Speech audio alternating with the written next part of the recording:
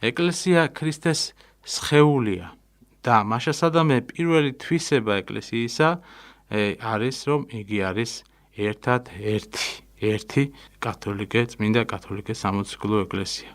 ანუ ჩვენ ვისაუბრეთ პირველი ეკლესიის პირველ ნიშან-თვისებაზე, რასაც ქვია მის ერთიანობაზე. გარდა ამისა, ეკლესიას სხვა ნიშან-თვისებებიც გააჩნია. ეს არის ეკლესიას, როდესაც ეწოდება წმინდა. ის არის წმინდა, იმიტომ რომ ის დამყარებულია იესო ქრისტეს სწავლებაზე, მის ტანჯვაზე, მის ამქვეყნიურ შეურაცხყოფაზე და შემდეგ მის მიერ დაარსებულ ეკლესიაზე, რომელმაც მოგმადლა ჩვენ თავისი საიდუმლოებები. პავლე მოციქული ბრძანებს, რომ ქრისტემან შეიყვარა ეკლესია და თავითვისი მისცა მისთვისო, რათა წარედგინოს თავადმა თავსათვისად დიდებულებად ეკლესია, რათა არა აქუნდეს ნაოჭბნისა, არცა სხვაი რაი ესე ვითარი, არამედ რაითა იგი წმინდა იყოს და უბიწოდო. ანუ ეკლესია წმინდა თავისი თავით იესო ქრისტეს მადლმოსილებით და მასში სულიწმინდისა და მისი მადლმოსილი სწავლება მკვიდრობს უცდომელად. წმინდა იოანე ღვთისმეტყველი ბრძანებს ესეთ სიტყვებს, რომ წმინდაყვნენ ესენი ჭეშმარიტებითა, რამე თუ სიტყვა შენი ჭეშმარიტ არის და მათთვის წმინდა ყო თავსა ჩემსა, რაითა იგინიცა იყვნენ წმინდა ჭეშმარიტებითო. ეკლესია წმინდა თავისი მოწოდებით და დანიშნულებით, თავისი სხეულით, თავისი სარწმუნოებით, რომელიც არის სვეტი და სიმტკიცე ჭეშმარიტებისა. და ამრიგად ეკლესიის სიწმინდეს ვერ შებღალავს მასში რაიმე ამსოფლიურის ცოდვისმიერის შეჭრა, იმიტომ რომ იგი განიწმინდება სინანულის საიდუმლოთი. ხოლო მოუნანიებელი ცოდვილები ან ხილული საეკლესიო უფლებამოსილებით, ან უხილავი ღვთისამსჯავროთი, როგორც მისი მკვდარი წევრები, მოიკვეთებიან ეკლესიის სხეულიდან. როგორც პავლე მოციქული ბრძანებს, ხოლო გარეშენი იგი ღმერთმან განიკითხნეს და მოსპოს უკეთური იგი შორის თქვენსაო. გარდა ამისა, აზრი თითქოს ეკლესია მარტოოდენ მართალთა და წმინდათაგან, ანუ უცოდველთაგან შედგებოდეს, არ ეთანხმება ქრისტესა და მის მოციქულებრივ სწავლებას. მაცხოვარი ეკლესიას ხან მინდორს ველს ადარებს, რომლებზეც იფქლი ღვაწთან ერთად ხარობს, ხედავ ჩვენ აი ამ სიტყვებს მათემახარებელთან, ხან ბადეს, რომელსაც წყლიდან ამოყავს კარგიც და უვარგისი თევზიც, ხომ? და ამდენად აღმოსავლეთის პატრიარქთა ეპისტოლეშიც ასეთ რამეს კითხულობს, რომ გწამს, რომ კათოლიკე ეკლესიის წევრები ყველანი ერთგუნი და მხოლოდ ერთგუნი არიან, რადგან ისინი უეჭველად აღიარებენ ქრისტეს მაცხოვრისადმი წმინდა რწმენას, რომელიც გადმოგვეცა ჩვენ თავად ქრისტესაგან, წმინდა მოციქულთა და მსოფლიო კრებათაგან, თუნდაც ზოგი მათგანი სხვადასხვა ცოდვას ექვემდებარებოდეს, მიაქციეთ ყურადღება აი ამას, რომ სხვადასხვა ცოდვას ექვემდებარებოდეს, ეკლესია მათ ამ ხელს სინანულად მოუწოდებს და მაცხონებელი ცნებების გზით მიხავს.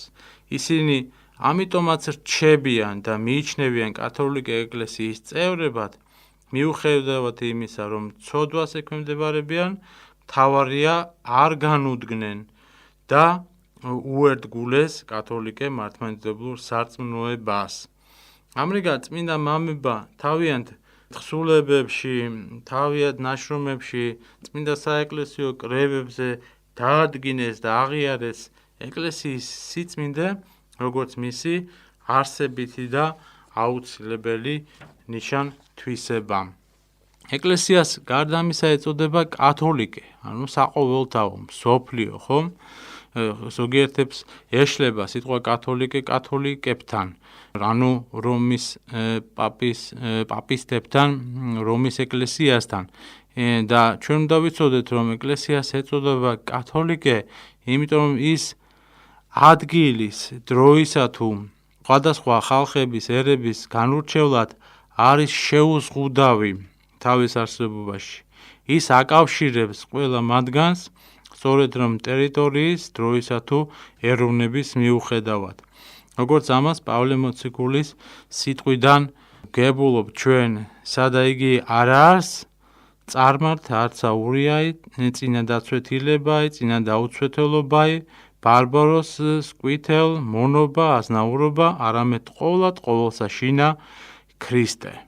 ანუ ამ სიტყვებიდან კარგად ჩანს, რომ მაცხოვრისთვის არ არსებობს არანაირი შეზღუდა ამ კუთხით და ნებისმიერი ერის წარმომადგენელი ნებისმიერ დროში შეიძლება გახდეს მისი ეკლესიის სრულყოფილი წევრი.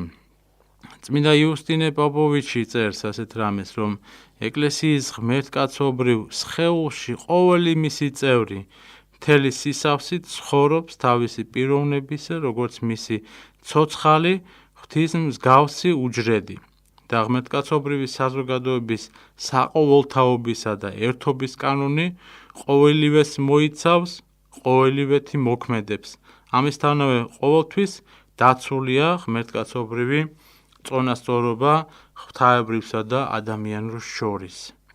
ჩვენ ეკლესიის წევრები ჩვენი არსებობის მთელს აი ამ სისრულეს განვიცდით მასში ყოფნი და ეს განცდა ხდება ყველა საზომით. ღვთის მსგავსება, საყოველთაობა ეკლესიისა სინამდვილეში არის ადამიანის განუწყვეტელი, მადლმოსილი და ნებაყოფლობითი ყოფნა ქრისტეში.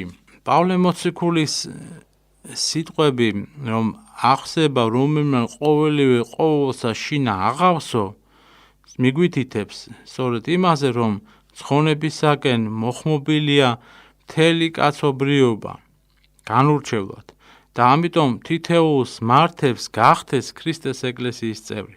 თუმცა კაცობრიობის უმრავლესობა უარყოფს აი ამ მოწოდებას, ცხონებისათვის აუცილებელი პირობაა სწორედ რომ კათოლიკე საყოველთაო ეკლესიის წევრობა, მართლმადიდებელი ეკლესიის მიღმა არ არის ცხონება და წმინდა მღვდელმოწამე ილარიონ ტროიცკის აზრით ეკლესიის მიღმა არ არის საერთოდ ქრისტიანობა, არც ქრისტე, არც მადლი, არც ჭეშმარიტება, არც ცხოვრება, არც ცხონება.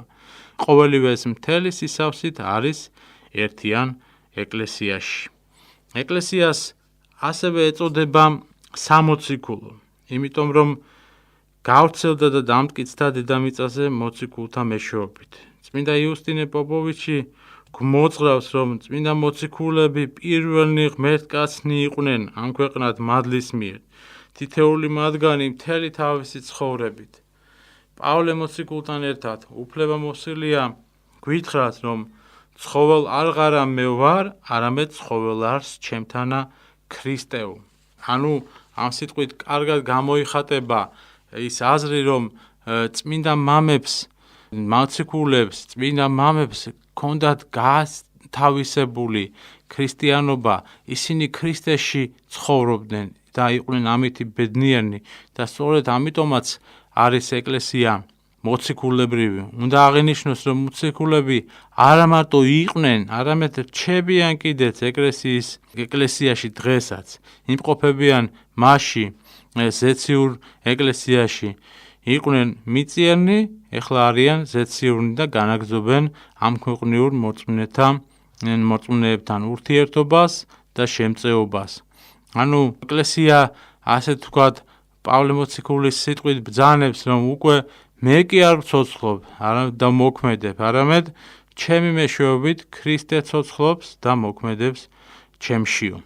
ღმერთკაცობრივმა აი ამ მოციქულობამ, რასაც ქვია, სრულყოფილად პოვა თავისი გაგრძელება ამ ქვეყნად მათ მემკვიდრეებში, კერძოდ ეკლესიის წმინდა მამების სახით, რომლებიც მათ მსგავსადვე იყვნენ ღმერთშემოსნილი და მათ შორის არცებითად არანაირი განსხვავება არ არსებობს.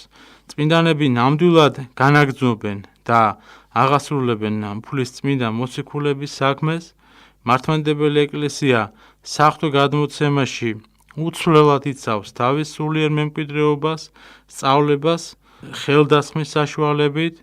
ღვთაებრივი პავლე მოციქული ასე ამბობს, რომ ამიერიდან უკვე აღარა ხართ უცხო და მწირ, არამედ თანა მოქალაქე წმინდათა და სახლეულ ღვთისა, აღშენებულ საფუძველსა ზედა მოციქულთასა და წინასწარმეტყველთასა, რომლისა თავს საკიდურთა მისთა არს ქრისტე იესო. ამიტომ წმინდა მამები არასდროს არც ერთ შემთხვევაში არაფერს თავისას არ ამბობდნენ, არამედ მხოლოდ იმას, რაც წმინდა მოციქულებისა და წმინდა მამებისაგან გადმოეცა უსწავლიათ და იოტის ოდენასაც არ ცვლიდნენ მის სწავლებაში. თუ რაიმე კერძო აზრი ქონძათ მათ, ეს კერძო აზრი რჩებოდა და ის ეკლესიის სწავლებად არ იყო მიჩნეული. იმავე სულისკვეთებას ინარჩუნებს ეკლესია თანავედროვე პირობებშიც და მართლმადიდებელი ეკლესია არის ერთიანი, ერთადერთი, რომელმაც დაიცვა მოციქულებრივი მემკვიდრეობა, სახარებისეული სული, მამებისეული სწავლება, ეს სულიერი საგანძური უცვლელად და ამიტომ ვამბობ ჩვენ, რომ სწორედ ის არის ერთი წმინდა კათოლიკე და სამოციქულო ეკლესია, რომლის მეშვეობითაც მხოლოდ შესაძლებელია ცხონება. ეკლესიის მიღმა იმ არსებულ საზოგადოებებს, საკრებულოებებს თუ რა უწოდოთ მათ, რომლებიც საიდუმლოებებსაც არ აქვს არანაირი მადლი, საეკლესიო საიდუმლოებების აღიარება ეკლესიის მიღმა ნიშნავს წმანდადან, რომ მადლის აღიარებას ეკლესიის მიღმა და გარეთ. ეს იმას ნიშნავს აღიარებას, რომ ცხონება შესაძლებელია ეკლესიის გარეშეც. ამიტომ ერთი სიტყვით რომ ვთქვათ, ეს ნიშნავს უგულებელყო ერთი წმინდა კათოლიკე სამოციქულო ეკლესიის არსებობა და მნიშვნელობა. ნუ იყოფინ ესე და ჩვენ წმინდა ეკლესიასთან ერთად, მოციქულებთან, წმინდა მამებთან ერთად ვაღიაროთ წამსის მეცხრე მუხლი, რომელშიც სულ ფასოვნად არის გადმოცემული ეკლესიის ნიშანთვისება, ეს უცვლელი დოგმატური და კანონიკური სწავლება, რომლებიც უნდა იქნეს დაცული ყველა მართლმადიდებლის მიერ. დაგლოცოთ ღმერთმა და წყალობა და კურთხევა არ მოგვაკლოს დედა ეკლესია.